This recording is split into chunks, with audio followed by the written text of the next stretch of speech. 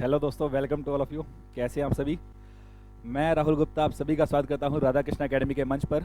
और जैसा कि आप सभी जानते हैं कि आने वाले समय में एग्ज़ाम बहुत सारे होने वाले हैं हमारे देश के अंदर, ठीक है ना। सेंटर हो या स्टेट गवर्नमेंट हो, एसएससी हो, रेलवे हो, बैंक हो, क्लर्क हो, ग्रुप सी, ग्रुप डी, बहुत सारे एग्ज़ाम होने वाले हैं। तो हम सभी लेकर के आए हैं आप लोगों के लिए एक फाउंडेशन बैच, जिसमें हम लोग आपको जीरो से लेकर हीरो तक की कंप्लीट तैयारी करवाएंगे। मैं फिर से वेलकम कर दूं आप सभी का, जो भी बच्चे हमारे साथ जुड़ रहे हैं, ठीक है। कोशिश कीजिएगा ज़्यादा से ज़्यादा बच्चे हमारे साथ जुड़े रहिए, ठीक है ना। और ताकि आप भी लाभ उठा सकें और अपने नियर एंड डियर वन के साथ भी शेयर जरूर कर देना इस तरह की वीडियोज़ को, ठीक है ना। जैसे कि मैंने आपको बोला, फाउंडेशन बैच का मतलब यही है कि हम लोग जीरो से लेकर हीरो तक का कंप्लीट सिलेबस आपको कराएंगे। कंप्लीट का मतलब कंप्लीट सिलेबस होगा वो, ठीक है ना। और कोशिश ये रहेगी हमारी कि आपको इस तरह का डेटा या इस तरह का मटेरियल आपको दिया जाए कि आपका एग्ज़ाम में सिलेक्शन 110% हो जाए। मतलब हमें सिलेक्शन चाहिए आप लोगों का, तो सिलेक्शन हो जाए आप लोगों का, ठीक है। डेटा अच्छा होगा, आप लोग पढ़ोगे, आप लोग मेहनत करोगे, तो आप लोगों का सिलेक्शन भी हो जाएगा दोस्तों, ठीक है। तो फिर से मैं आप सभी का स्वागत करता हूँ राधा कृष्णा एकेडमी के मंच पर। तो जैसे कि आप सभी जानते हैं कि मैं रीजनिंग फैकल्टी हूँ यहाँ पर, और हम लोग अपना एक पहला टॉपिक लेकर के आए हैं, एनालॉजी टेस्ट, जो कि बहुत इंपॉर्टेंट टॉपिक है आपके किसी भी एग्जाम के लिए। इंपॉर्टेंस की यदि मैं बात करूँ, देखो हम लोग वही टॉपिक उठाएंगे जो इंपॉर्टेंट है, जो आपके एग्जाम के लिए इंपॉर्टेंट है, ठीक है ना। आपके लिए इंपॉर्टेंट क्या है वो एक अलग चीज़ है, लेकिन हम लोग वही टॉपिक उठाएंगे जो आपके एग्जाम के लिए इंपॉर्टेंट है। एग्जाम में वहाँ से दो तीन क्वेश्चन हर एक एग्जाम में पूछे जाते हैं, वही टॉपिक हम आपके साथ करेंगे। और कोशिश करेंगे सिलेबस 100% लेकर के चलेंगे आप लोगों के साथ, ठीक है। तो जैसे कि पहला टॉपिक है एनालॉजी टेस्ट। इंपॉर्टेंस की बात करें, कोई भी टॉपिक सबसे पहले आपको उसकी इंपॉर्टेंस मालूम होनी चाहिए। इंपॉर्टेंस से मतलब ये कितने नंबर का हमारे पेपर में आना है ये टॉपिक्स, ठीक है ना। तो मान के चलना कि तीन क्वेश्चन जो है आपके पेपर में फिक्स है, इस टॉपिक से पूछे ही जाएंगे।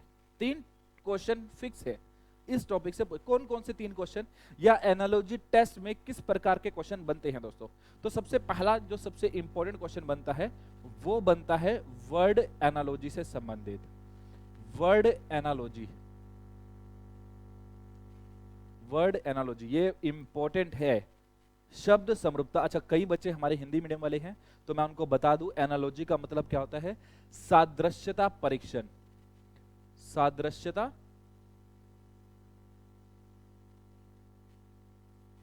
परीक्षण,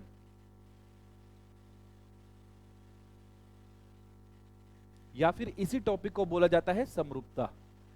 इसी टॉपिक को बोला जाता है समरूपता। समरूपता जैसे कि आप सभी जानते हैं समान रूप, समान रूप। यहां पर सबसे जो पहला इसमें क्वेश्चन बनता है वो बनता है वर्ड एनालॉजी से संबंधित। वर्ड का मतलब है दोस्तों शब्द, शब्द समरूपता, शब्द समरूपता बहुत इंपॉर्टेंट है। दूसरे नंबर पर जो इंपॉर्टेंट क्वेश्चन इसमें बनता है वो बनता है नंबर एनालॉजी, नंबर एनालॉजी।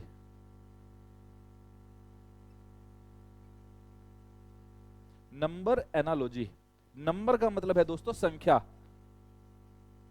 संख्या समरूपता, संख्या समरूपता।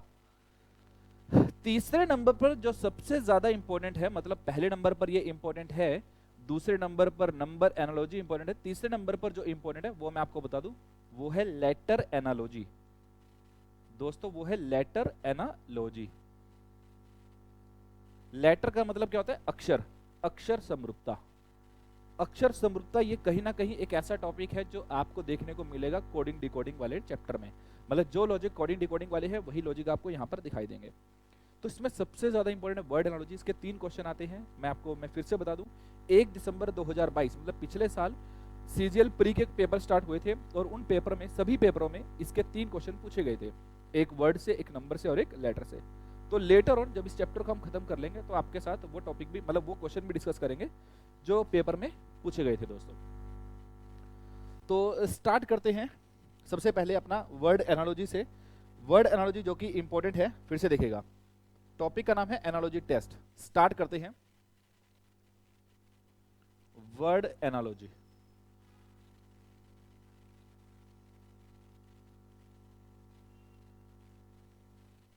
अब वर्ड एनालॉजी, सबसे पहली बात तो ये कि क्वेश्चन की टोन क्या रहेगी। क्वेश्चन किस प्रकार से पूछा जाएगा दोस्तों, तो वो जो बहुत जरूरी है, ठीक है ना। तो क्वेश्चन की टोन की बात करें दोस्तों, ध्यान से देखिएगा, कुछ ऐसे लिखा होगा, कुछ ऐसे लिखा होगा।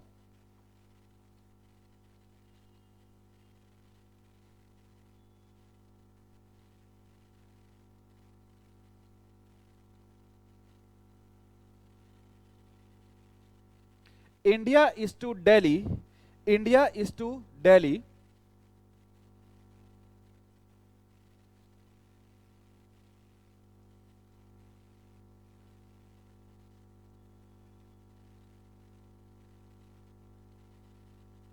तो पाकिस्तान इज टू व्हाट, मतलब आपको दिखाई दे रहा है क्वेश्चन की टोन ये रहने वाली है दोस्तों, क्वेश्चन की टोन ये रहने वाली है। क्वेश्चन की टोन का मतलब क्या है, फिर से देखिएगा, रेशो के फॉर्म में क्वेश्चन पूछा जाएगा। यहां पर ये जो रेशो आपको दिखाई दे रहा है, इसका मतलब होता है रेशो, ये आप लोगों ने कहीं ना कहीं बचपन से आज तक पढ़ा ही होगा। हिंदी में इसको बोलते हैं दोस्तों अनुपात। क्या बोलते हैं, अनुपात। यहां पर ये जो डबल रेशियो का साइन आपको दिखाई दे रहा है दोस्तों, इसको बोलते हैं, ये साइन होता है प्रोपोर्शन का, प्रोपोर्शन का साइन है दोस्तों। ये किसका साइन है, प्रोपोर्शन का।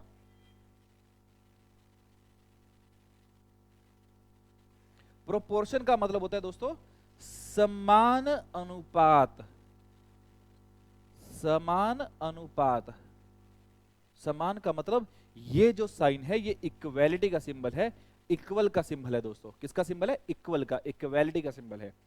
तो भैया इक्वल के लेफ्ट हैंड साइड पे जो रिलेशन चल रहा होगा, इक्वल के राइट हैंड साइड पे भी वही रिलेशन होना चाहिए दोस्तों। तो इक्वल के लेफ्ट हैंड साइड पर इंडिया और दिल्ली, भारत और दिल्ली, भारत और दिल्ली में रिलेशन क्या है दोस्तों, ये आपको मालूम होना चाहिए। तो हमें मालूम है दिल्ली जो है भारत की राजधानी है, दिल्ली क्या है, भारत की राजधानी। तो इसी प्रकार से हमसे पूछा जा रहा है पाकिस्तान की राजधानी के बारे में। किसके बारे में पूछा है, वो पाकिस्तान की राजधानी के बारे में। और भैया पाकिस्तान की राजधानी क्या है दोस्तों, मेरे हिसाब से आप सभी जानते हैं। तो पाकिस्तान की राजधानी क्या है, इस्लामाबाद।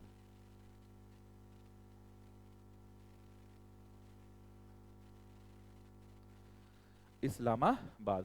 ये मेरे हिसाब से आपको क्लियर हो गया होगा कि क्वेश्चन की टोन क्या रहने वाली है दोस्तों। मैं फिर से बता दूं, क्वेश्चन की टोन कुछ इसी तरह से रहने वाली है कि आपको यही बताना है, रेशो की फॉर्म में क्वेश्चन आपसे पूछा जाएगा, रेशो की फॉर्म में आपसे क्वेश्चन पूछा जाएगा कि इंडिया इज टू दिल्ली तो पाकिस्तान इज टू व्हाट। तो यहां पर हमने को क्या बताना है, अपने को रिलेशनशिप बताना है दोस्तों।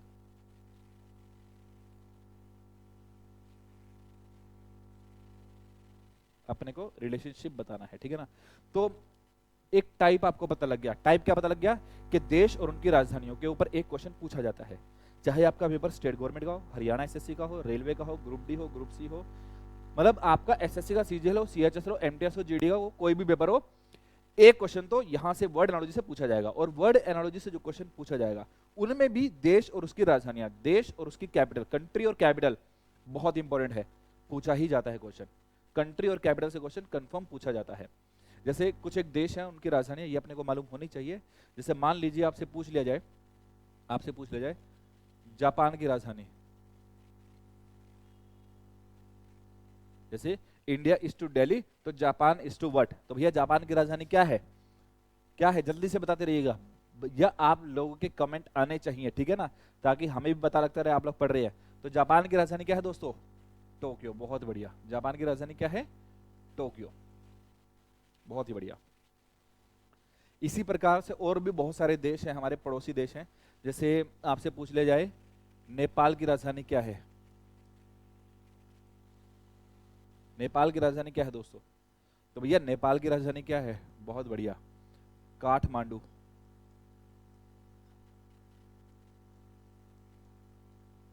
काठमांडू, बहुत बढ़िया दोस्तों। इसी तरह से आपसे पूछ लिया जाए चाइना की राजधानी क्या है,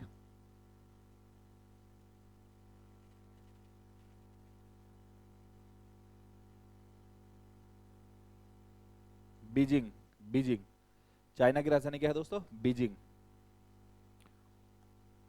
बांग्लादेश की राजधानी क्या है दोस्तों, आप लोग पूरा लिख लेना, बांग्लादेश की राजधानी क्या है दोस्तों। तो भैया बांग्लादेश की राजधानी क्या है, ढाका है। बांग्लादेश की राजधानी क्या है, ढाका। यूएसए की राजधानी क्या है दोस्तों,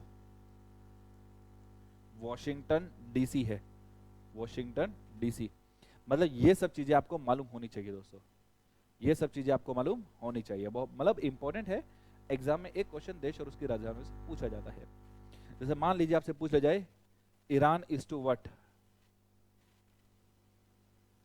तो ईरान की राजधानी क्या होगी दोस्तों? तेहरान। तेहरान। रशिया की राजधानी क्या है दोस्तों?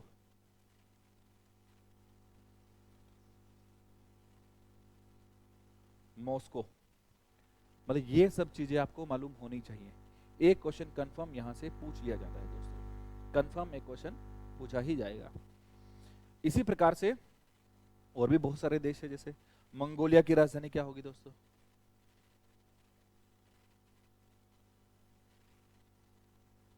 कुछ मेरे भाई कह रहे होंगे कि हमने तो नाम ही पहली बार सुना है ना मंगोलिया का। तो भैया मंगोलिया की राजधानी क्या है, जल्दी से बताओ।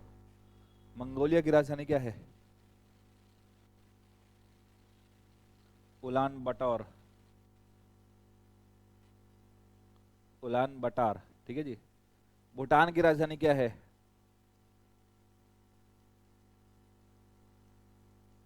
भूटान की राजधानी क्या है दोस्तों, जल्दी से बताइए। थिम्फू।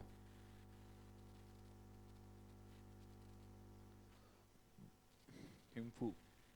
तो जो हमारे देश है, मतलब जो आसपास आपको दिखाई देता है, जो सुर्खियों में रहते हैं जो देश, उनकी राजधानी जरूर पूछ ली जाती है। जैसे अभी रशिया का युद्ध हो रहा था तो मैंने रशिया की राजधानी आपसे पूछ ली। जैसे यूक्रेन की राजधानी आपसे पूछ सकता है, यूक्रेन की राजधानी क्या है? कीव है। और भी बहुत सारे देश है दोस्तों जिनकी राजधानी आपसे पूछ लेगी। जैसे फ्रांस की राजधानी क्या है दोस्तों?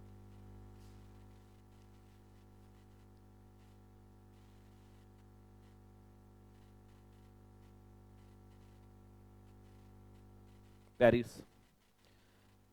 फ्रांस की राजधानी क्या है दोस्तों? पेरिस।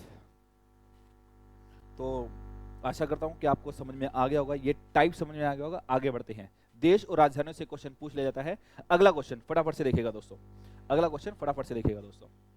देखो, फिर से देखिएगा। मैं एक रिलेशन लिख रहा हूं, आपको बताना उसका मतलब क्या है।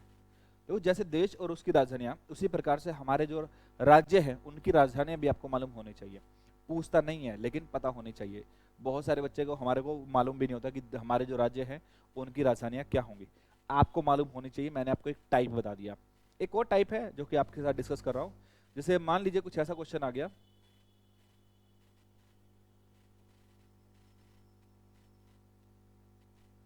इंडिया इज टू रुपया, मतलब इंडिया की करेंसी है। भारत की करेंसी क्या है? मुद्रा है। भारत की करेंसी क्या है? मुद्रा है। इंडिया की करेंसी मुद्रा जो है वो रुपया है। तो उसी प्रकार से आपसे पूछ लिया जाएगा, भैया चाइना की करेंसी क्या है? इंडिया इज टू रुपया, तो चाइना इज टू व्हाट? जल्दी से बताइएगा दोस्तों, जल्दी से बताइएगा, जल्दी से बताइएगा। तो करेंसी के ऊपर एक क्वेश्चन कंफर्म पूछ लिया जाता है। करेंसी के ऊपर एक क्वेश्चन कंफर्म पूछ लिया जाता है दोस्तों।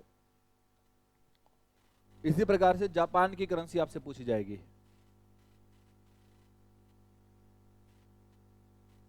जापान की करेंसी क्या है दोस्तों? येन। चाइना की करेंसी क्या है दोस्तों? युआन। युआन। कई जगह रैम्बी भी लिखा आता है, तो वो भी ठीक है, कोई दिक्कत नहीं है दोस्तों। बांग्लादेश की राजधानी क्या है दोस्तों? करेंसी क्या है दोस्तों? राजधानी मैं आपको बता चुका हूं, राजधानी क्या थी? ढाका। ढाका से याद रखना, ढाका टका। तो बांग्लादेश की करेंसी क्या है? टका है दोस्तों। क्या है? टका है। टका। बहुत इंपॉर्टेंट है। भूटान की,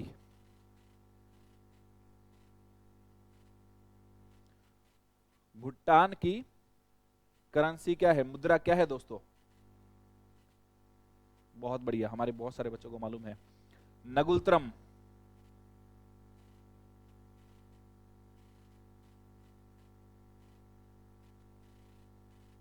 नगुलत्रम। नगुलत्रम।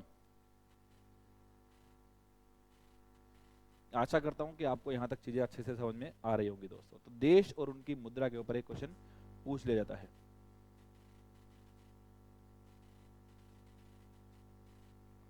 थाईलैंड की करेंसी क्या है दोस्तों? थाईलैंड की करेंसी थाई भाट।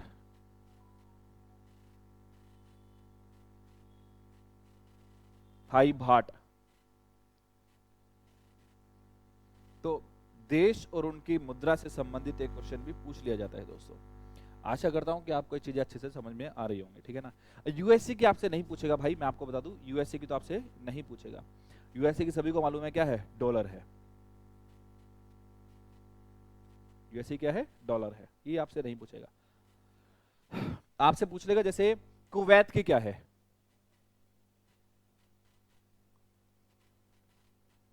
कुवैत की क्या है, कुवैत की करेंसी बताइए दोस्तों क्या है। तो कुवैत की है कुवैती दीनार, कुवैत की है कुवैती दीनार।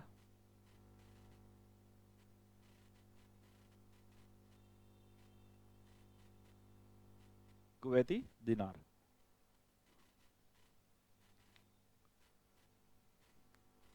तो आशा करता हूं कि आपको अच्छे से समझ में आ रही होंगी चीजें, ठीक है ना।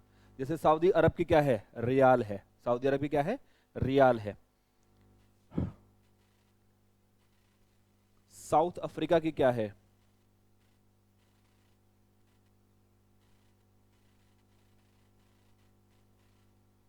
साउथ अफ्रीका की है रैंड। साउथ अफ्रीका की क्या है दोस्तों, रैंड, RAND।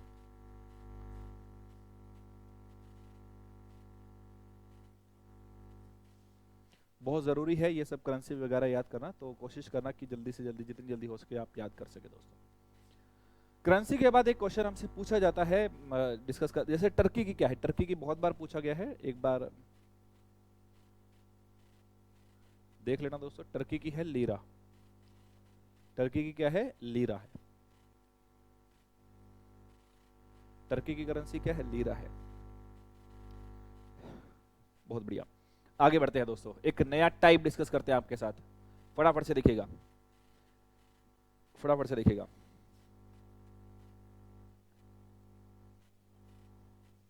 मैं एक रिलेशन लिख रहा हूं, आपको बताना है कि उसका मतलब क्या है दोस्तों।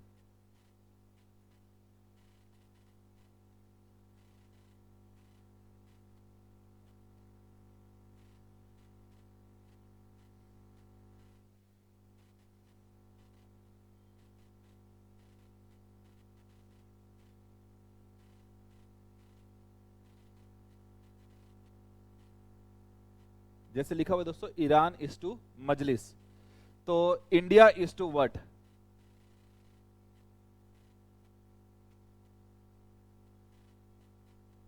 इंडिया इज टू व्हाट, जल्दी से बताइए दोस्तों। ईरान का जो संबंध मजलिस से है, इंडिया का वही संबंध किससे होगा दोस्तों, ये आपको बताना है। मैं फिर से बता दूं, रिलेशनशिप इसी तरह से लिखे आएंगे।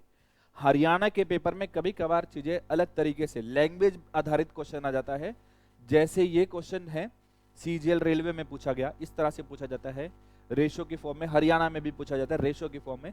लेकिन कभी कभार हरियाणा के पेपर में लैंग्वेज आधारित क्वेश्चन लिख दिया जाता है। कैसे, मैं आपको बता रहा हूं। पूरी लाइन ऐसे लिखी होगी, जिस प्रकार ईरान का संबंध मजलिस से है, उसी प्रकार भारत का संबंध किससे होगा। तो ये क्वेश्चन पूछ लिया जाएगा दोस्तों। तो ईरान का जो संबंध मजलिस से है, भारत का वही संबंध किससे है दोस्तों। तो भैया मजलिस जो है, मजलिस क्या है, वहां की संसद है। क्या है दोस्तों, वहां की संसद। तो वहां की संसद को बोला जाता है मजलिस, ठीक है ना। पार्लियामेंट को बोला जाता है, तो भारत की पार्लियामेंट को क्या बोला जाएगा दोस्तों, पार्लियामेंट ही बोला जाएगा। क्या बोला जाएगा, पार्लियामेंट ही बोला जाएगा, पार्लियामेंट। या फिर क्या बोला जाएगा, संसद ही बोला जाएगा। भारत की संसद को क्या बोला जाता है, संसद ही बोला जाता है, या फिर पार्लियामेंट बोला जाता है। अब कुछ एक देश है, उनकी संसदों के नाम आपको मालूम होने चाहिए दोस्तों। जैसे नेपाल इज टू व्हाट, ये मैंने सबको करवा रखा है, ऑफलाइन क्लासेस में हमने सब किया हुआ है टॉपिक। लेकिन ऑनलाइन वाले जो बच्चे हैं, जो हमसे पहली बार जुड़ रहे हैं, ठीक है ना, उन सभी के लिए, या जो बच्चे अपनी रिवीजन कर रहे हैं आने वाले एग्जाम के लिए, चाहे वो एसएससी जीडी का पेपर है, चाहे वो कोई भी अपकमिंग पेपर है, उन सबके लिए आपको ये जरूरत पड़ेगी इन सब चीजों की। तो भैया नेपाल की संसद को क्या बोला जाता है दोस्तों, नेपाल की संसद को बोला जाता है दोस्तों राष्ट्रीय पंचायत।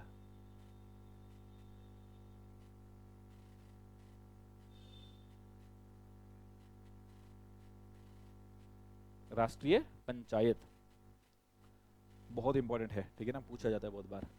बांग्लादेश की संसद को क्या बोला जाता है दोस्तों, बताइए जल्दी से।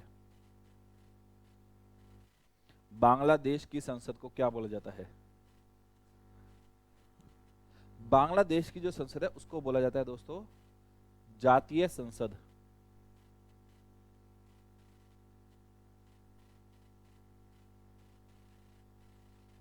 जातीय संसद। इसको अंग्रेजी में कभी कभार कुछ इस तरह से लिखा होगा,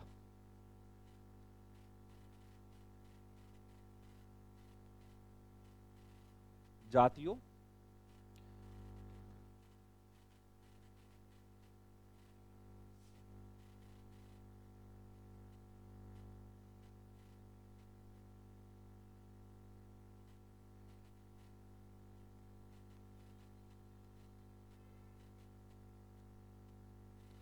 जातीय संसद, जी साइलेंट रहता है, जातीय संसद इटैलिक में लिखा होता है, और ठीक है ना, इटैलिक में। और भी बहुत सारी हैं, जैसे मान लीजिए आपसे पूछ लिया जाए चाइना की संसद को किस नाम से बोला जाता है, तो चाइना की जो संसद है वो है नेशनल पीपल कांग्रेस। आप लोग पूरा लिख लेना भाई, नेशनल पीपल कांग्रेस। जैसे यूएसए की संसद को क्या बोला जाता है, कांग्रेस के नाम से ही जाना जाता है, कांग्रेस। कांग्रेस का मतलब होता है ग्रुप ऑफ एलाइट पीपल, मतलब वरिष्ठ या विशिष्ट लोगों का समूह, विशिष्ट लोगों का समूह, group of an elite people. और भी बहुत सारी हैं दोस्तों ये। पार्लियामेंट, जैसे ब्रिटेन की पार्लियामेंट पार्लियामेंट ही कहलाती है हमारी तरह, ठीक है ना। और जैसे रशिया की पूछ लिया जाए आपसे,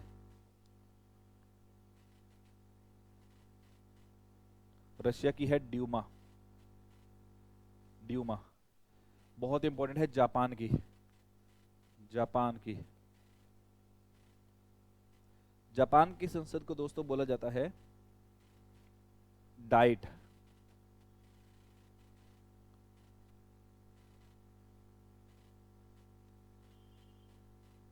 डाइट कुछ इसी तरह से याद कर लेना भैया, डाइट। तो आशा करता हूं कि आपको अच्छे से समझ में आ रही होंगी चीजें। देश और उनकी राजधानियां, देश और वहां की करेंसी, देश और वहां की संसद, एक क्वेश्चन फिक्स है, पूछ लिया जाता है इन सबसे, ठीक है ना। आगे बढ़ते हैं। तो अपना वीडियो को पॉज करके स्क्रीनशॉट लेते रहना या नोट्स बनाते रहो अपने लंबे समय के लिए, ठीक है ना, ताकि आपको चीज अच्छे से क्लियर रहे दोस्तों। आगे बढ़ते हैं। और क्या क्या क्वेश्चन पूछा जाता है दोस्तों, और एक पूछा जाता है, मैं आपको बता दूं अभी। जैसे रिलेशन में लिख रहा हूं, आप लोग बताना कि आंसर उसका क्या हो सकता है, ठीक है ना। रिलेशन में लिख रहा हूं, रिलेशन क्या है ध्यान से देखिएगा। मान लीजिए कुछ ऐसा लिखा गया,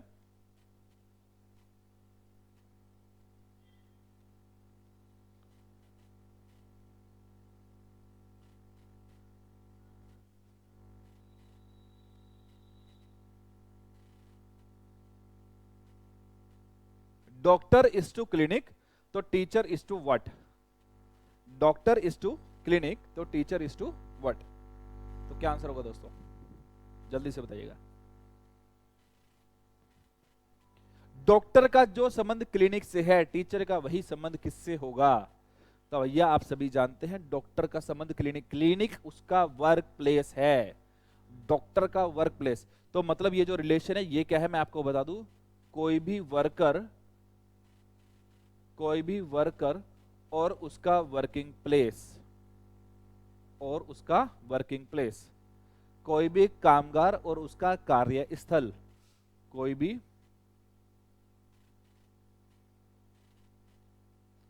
कामगार और उसका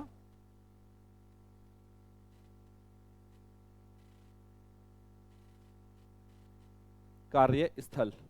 तो डॉक्टर का कार्यस्थल क्लिनिक है, हॉस्पिटल कुछ भी आ सकता है। You have to choose the best option from the given option. Clinic आया तो भी कार्यस्थल, हॉस्पिटल आया तो भी कार्यस्थल।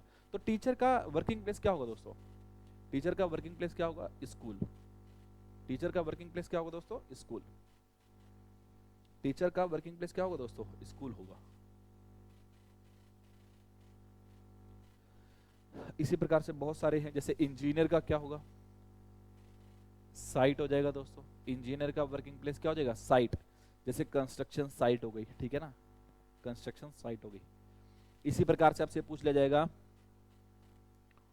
आपसे पूछ लिया जाएगा दोस्तों, शेफ का वर्किंग प्लेस क्या होगा?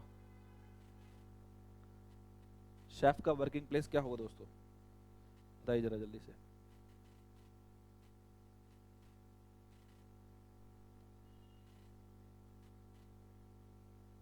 शेफ का वर्किंग प्लेस क्या होगा? तो शेफ का होगा किचन। शेफ का वर्किंग प्लेस क्या होगा दोस्तों? किचन होगा। फार्मर या किसान का वर्किंग प्लेस क्या होगा दोस्तों? फार्मर या फिर किसान का वर्किंग प्लेस क्या होगा दोस्तों? खेत या फिर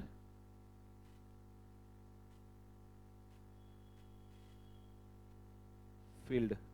खेत या फिर फील्ड, इस तरह से। तो ये सब जो है चीजें आपसे पूछ ली जाएंगी दोस्तों। और भी बहुत सारी चीजें हैं, जैसे एक्टर का क्या होगा?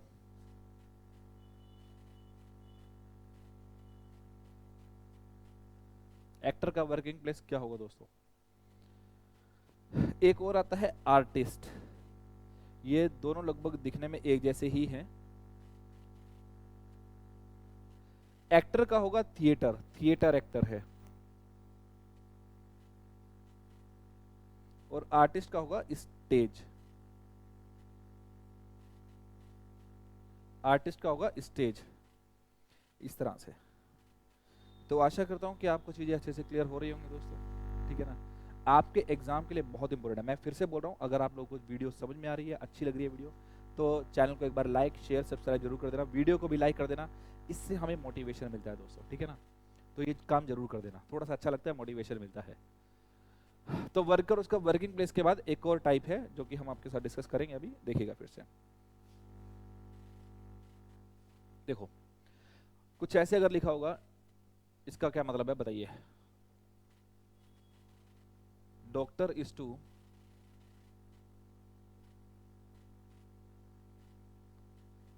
स्टेथोस्कोप, तो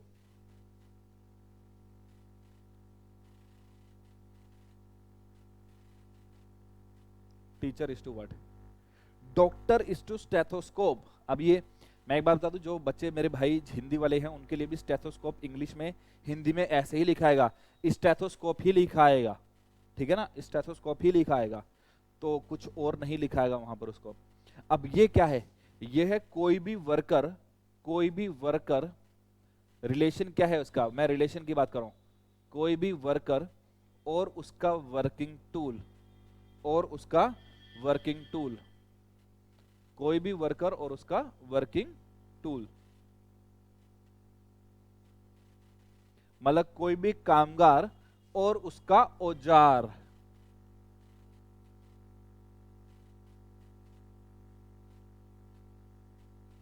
कोई भी कामगार और उसका औजार। डॉक्टर का वर्किंग टूल है, औजार है स्टेथोस्कोप, तो टीचर का क्या होगा दोस्तों? कुछ मेरे भाई बोल रहे हैं, मन में आ रहा होगा डंडा बोल दो, है ना, कुछ भी बोल दो, बेल्टे बुल्टे पड़ी होंगी कहीं होगा तो, है भाई। तो चौक, सबसे इंपॉर्टेंट सबसे सही क्या है? चौक है। सबसे बेसिक टूल क्या है? चौक है। चौक नहीं है तो मार्कर, ठीक है ना। You have to choose the best option from the given option दोस्तों। बेहतरीन विकल्प आपको का चयन करना है, ठीक है ना। चारों विकल्पों में से बेहतरीन विकल्प का चयन करना है आपको। इसी तरह से आपसे पूछ लिया जाएगा,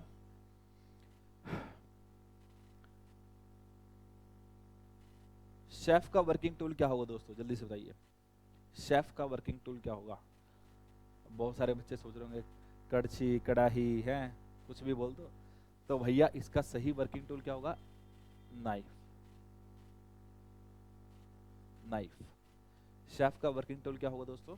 नाइफ होगा। चाकू, जिसको हम बोलते हैं ना, चाकू।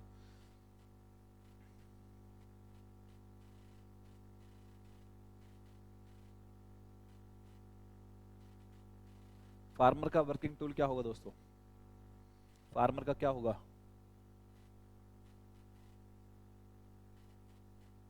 हल। फार्मर का क्या होगा? हल होगा दोस्तों। प्लाउ, जिसको हम बोलते हैं, PLOUGH, प्लाउ या फिर हल।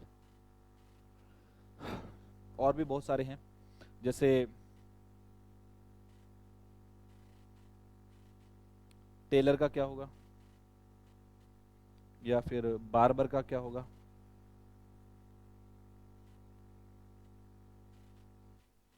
तो भैया टेलर का वर्किंग टूल क्या होगा दोस्तों? टेलर का। तो बार्बर का क्या होगा? कुछ बोल रहे टेलर का सीजर होगा, कैंची होगा। नहीं भैया, टेलर का काम है कपड़े सिलना, बार्बर का काम है बाल काटना। तो बार्बर का होगा सीजर। सीजर मतलब कैंची। कैंची। टेलर का क्या होगा? मतलब देखो, बेसिक टूल क्या होता है? सुई। सुई जिससे वो कपड़े सिलता है, बेसिक टूल तो यही होगा, ठीक है ना। लेकिन टेलर का होगा क्या? नीडल। या तो नीडल आएगा, अगर नीडल नहीं आया ऑप्शन में तो क्या आएगा? सुइंग मशीन, सिलाई मशीन आएगा दोस्तों। क्या आएगा? सिलाई मशीन।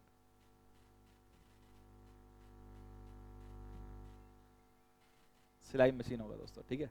तो ये सब चीज़ें जो है आपसे पूछी जाएंगी, और भी बहुत सारी चीज़ें हैं जो कि टूल्स वगैरह में पूछी जाती हैं, जैसे farmer, tailor, barber, chef, teacher.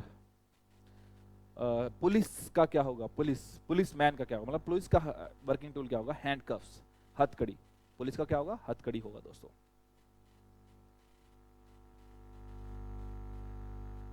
तो मेरे हिसाब से आपको चीज़ें अच्छी लग रही होंगी, समझ में भी आ रही होंगी, इंटरेस्टिंग टॉपिक है और थोड़ा सा नॉलेजेबल है। आपकी जीके अच्छी खासी होगी, ठीक ठाक होगी, तब आप कर पाओगे, अदरवाइज आपको दिक्कत आएगी दोस्तों, ठीक है ना।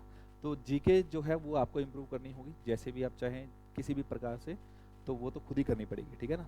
लेकिन कहीं ना कहीं इंपॉर्टेंट टॉपिक है दोस्तों, ये इंपॉर्टेंट है। और 3 नंबर का ये पूरा चैप्टर जो है 3 नंबर का किसी भी एग्जाम में पूछ लिया जाता है। और इस चैप्टर की कोई लिमिट नहीं है। आप जो कुछ पढ़ोगे ना अगले 2 4 6 महीने में, मतलब आप मान लीजिए आप तैयारी करना स्टार्ट कर रहे हो, गवर्नमेंट एग्जाम की तैयारी कर रहे हो, या ये कह लो कि जो भी कुछ आपने अब तक पढ़ा है 6ठी से लेकर 10वीं क्लास तक, चाहे वो हिस्ट्री हो, ज्योग्राफी हो, पॉलिटी हो, इकोनॉमिक्स हो, फिजिक्स, केमिस्ट्री, बायोलॉजी हो, चाहे वो आपका मैथमेटिक्स हो, चाहे वो आपका इंग्लिश हो, सब कुछ कंपाइल करते रहना और इस चैप्टर में डालते रहना। सब कुछ पूछा जाएगा आपसे, कुछ भी नहीं छोड़ने वाला एग्जामिनर। जैसे मैंने सबसे पहले क्या पूछी? देश और राजधानियाँ। फिर मैंने क्या पूछी? देश और मुद्रा। मैंने क्या पूछी? देश और संसद। ये ज्योग्राफी का पोर्शन है दोस्तों, आपसे पूछा जाएगा, ठीक है ना। फिर मैंने आपसे क्या पूछा? ये डॉक्टर और स्टेथोस्कोप, ये क्या है? ये बेसिक चीजें हैं, बेसिक नॉलेज है जो आपको होनी चाहिए कि रिलेशन ये बन रहा है, ठीक है ना, रिलेशन ये बन रहा है। तो इस तरह की चीजें जो है आपसे पूछी जाएंगी एग्जाम में। तो इजी है, टफ नहीं है चीजें। मैं आपसे हिस्ट्री वाला पोर्शन भी पूछूंगा, मैं आपसे इंग्लिश का पोर्शन भी अभी थोड़ी देर में डिस्कस करूंगा, या अगली क्लास में, जो भी हमारी अगली क्लास होगी उसमें हम डिस्कस करेंगे आप लोगों के साथ। तो आशा करता हूँ कि आपको अच्छी लगी होंगी ये सब चीज़ें, ठीक है ना। और बाकी की चीज़ें हम आपके साथ अगली क्लास में कंटिन्यू करेंगे, कैसा भी हो सकेगा कंटिन्यू करेंगे, और इसी टॉपिक को कंटिन्यू करेंगे, कोशिश यही करेंगे। तो तब तक के लिए थैंक यू वेरी मच दोस्तों, थैंक यू सो मच।